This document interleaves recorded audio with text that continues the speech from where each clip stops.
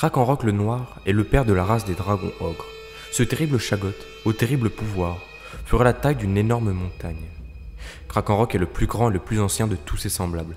Faisant littéralement la taille d'une montagne, il hibernerait sur le plateau de la Chimère, dans les désolations du chaos. Au cours de sa quête, pour s'emparer d'une arme légendaire, Archaon monta un jour sur ce qu'il croyait être une montagne, pour enfin découvrir que ce n'était qu'en fait la forme endormie du père des dragons ogres. Le plus fort des champions d'Archaon, Ograx le Grand, réussit à soulever une seule des puissantes griffes de Krakenrock, et Archaon put ensuite s'emparer de l'épée légendaire, la tueuse des rois. De peur que Krakenrock se réveille par les bruits de l'arme, l'élu des dieux tua son propre champion pour rassasier l'épée démoniaque. On dit qu'à la fin des temps, il y aura un énorme orage qui réveillera Krakenrock. On ignore s'il est lié ou s'il est distinct à Kalgalos le Noir, qui lui est cette fois le père de la race des dragons.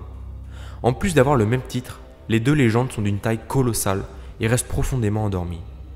Il est possible que Krakenrock et Kalganos soient un seul et même Shaggoth. Les légendes déforment les noms et les vérités au long des siècles, alors c'est à vous de vous faire votre propre opinion sur la question.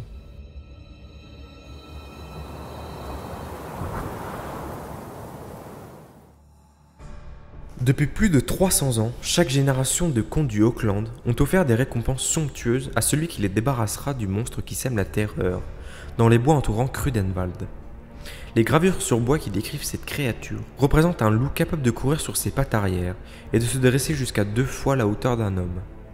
Les légendes locales prétendent que lors des nuits les plus sombres, la bête de Crudenwald écume les bois à la tête d'une meute de loups monstrueux. Leurs hurlements résonnent entre les arbres et les nuées de chauves-souris gigantesques quittent les frondaisons à cet appel infernal. D'autres créatures, proches de l'homme mais dépravées et dégénérées, armées de massues d'os et de pierres sanglantes, se lancent à la suite de cette chasse spectrale. La bête de Crudenwald s'attaque aux villages isolés lors des nuits d'hiver, lorsqu'aucun soldat ne patrouille sur les routes, lorsqu'aucun chasseur ne surveille les sentiers. La bête et sa meute sont libres d'agir à leur guise. Personne dans tout Crudenwald ne sort lorsque la nuit d'hiver arrive, à part pour allumer les grands bûchers, censés tenir à l'écart le monstre.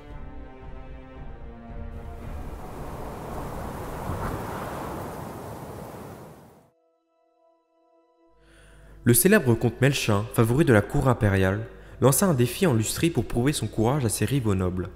Bien que le voyage vit la flotte du seigneur prendre une route quelque peu aléatoire à travers de nombreuses régions hostiles, il finit par toucher terre au printemps, avec à ce moment-là un groupe de marins. Le groupe passa une année entière à explorer les terres inhospitalières autour du marais Ayamara, en espérant de trouver fortune dans cette région légendaire, censée être parsemée de temples remplis d'or à ras-bord. Malheureusement pour lui, son groupe avait débarqué sur une partie de la côte, ayant peu de ruines à piller. Et bientôt, ils désespérèrent de ne trouver que des moustiques et des pygmées au prétendu pays des cités d'or.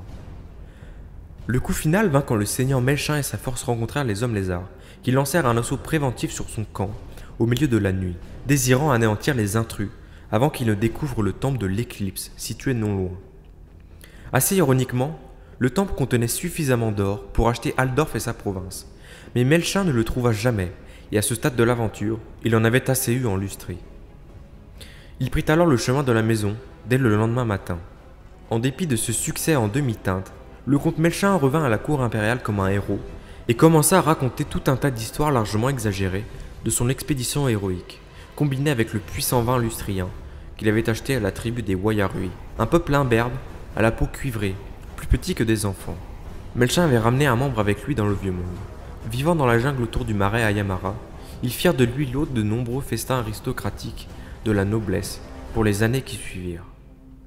D'après certaines sources, le pygmée dévora un officier de haut rang avant de s'enfuir, et la légende veut qu'il soit allé se réfugier dans le Mout.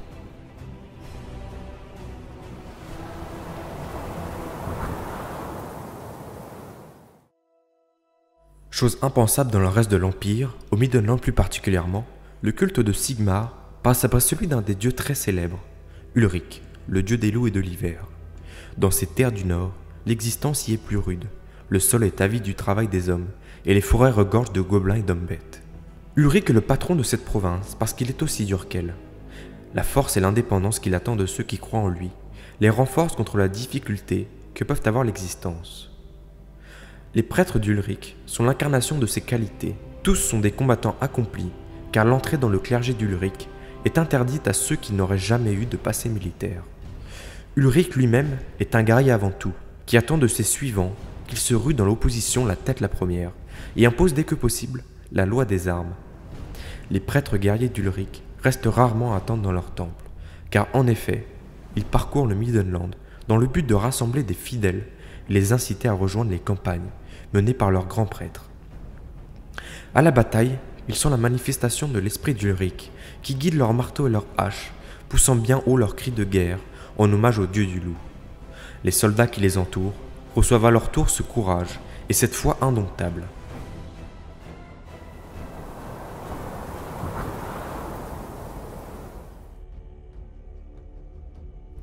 Les archéorques sont considérés de manière suspicieuse par le reste de la tribu, car comme diraient les boys, les arcs c'est des trucs de gobe.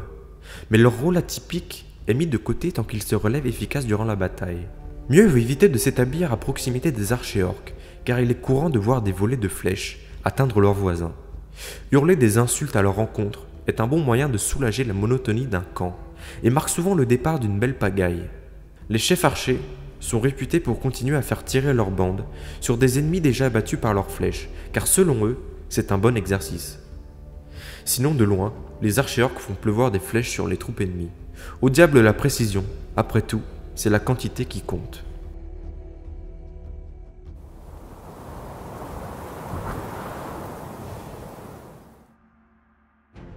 Les change-peau sont des hommes bêtes qui sont nés parfaitement humains, mais qui ont pris une forme différente à un moment de leur vie. Il y a une nuance subtile entre le mutant ordinaire et le change-peau, notamment parce que ce dernier subit une transformation physique soudaine, douloureuse et totale, plutôt que de développer des mutations étranges à quelques endroits du corps.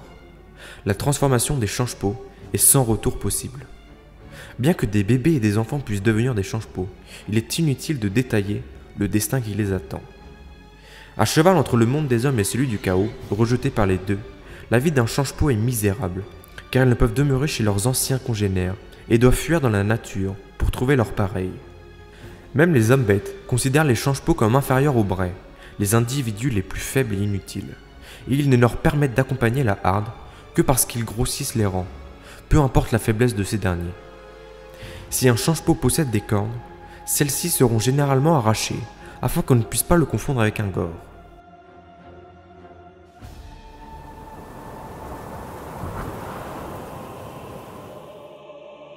Dieter Elsnitch, figure emblématique des morts vivants, était autrefois un magicien craint et respecté, mais fut contraint de fuir Middenheim après la découverte de ses expériences nécromantiques. Il construisit alors une forteresse secrète dans la forêt des ombres et la dissimula à l'aide de maléfices, si bien qu'aucun chasseur de sorcières ne la découvrit jamais. De cette retraite, il prépara sa vengeance. Après des décennies, durant l'âge des guerres, ses plans parvinrent à maturation, et c'est à la tête d'une gigantesque cohorte de morts-vivants qu'il marcha sur Middenheim, cherchant à faire s'abattre la dévastation sur ce qui autrefois avait été sa ville natale. Après d'innombrables affrontements et de nombreuses victoires, il fut finalement arrêté à la bataille de Beckerhoven. Son corps, néanmoins, ne fut jamais retrouvé, et il est plus probable qu'il soit parvenu à s'échapper grâce à son horrible manticore.